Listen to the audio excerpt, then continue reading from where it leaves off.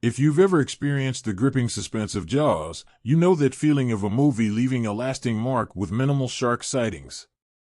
No Way Up, directed by Claudio Fa, isn't on par with Steven Spielberg's Jaws or the recent shark hit Meg, but it's a thrilling ride for fans of suspense.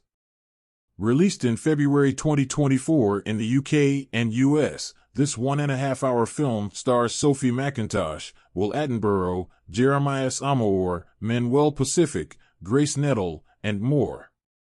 While bird strikes on aircraft are common news, have you ever imagined sharks striking an airplane?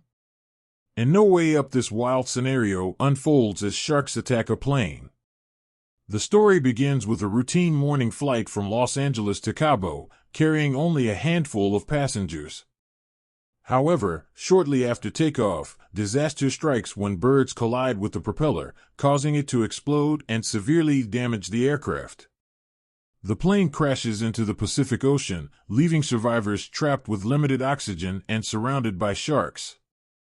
With no way out, they face a desperate struggle for survival. To discover their fate, you'll have to experience the suspense yourself in the VOD release.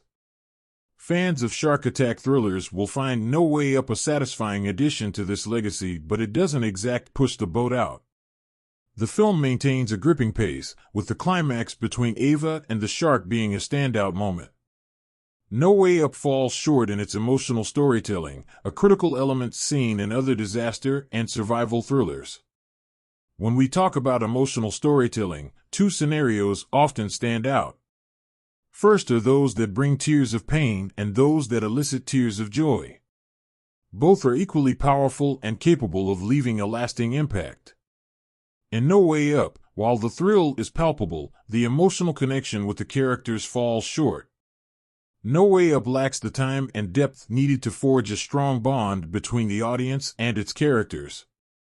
The relationship between Ava, Sophie McIntosh, and Rosa, Grace Nettle, is a notable exception, which contributes to a small portion of emotional resonance in an otherwise adrenaline-fueled story. Aside from its lack of emotional depth, No Way Up also falters in its plot development. One survivor happens to be the governor's daughter, a potentially fascinating subplot that could have worked in favor of the story, particularly in the underwater rescue efforts, but this aspect, too, feels underdeveloped and fails to hold your attention. Similarly, a conflict between a cabin crew member and a passenger presents another missed opportunity for something greater. While these aforementioned things had the potential to create a lasting impact, they are not fully explored, or to put it simply, they are half-baked. With only a brief runtime, there's a sense that the filmmakers rushed through the storytelling, neglecting the opportunity to flesh out the characters and their arcs fully. The technical aspects of No Way Up aren't bad for an indie flick. The clock effect, with its tick-tick sound, helps to heighten tension during the underwater rescue scenes.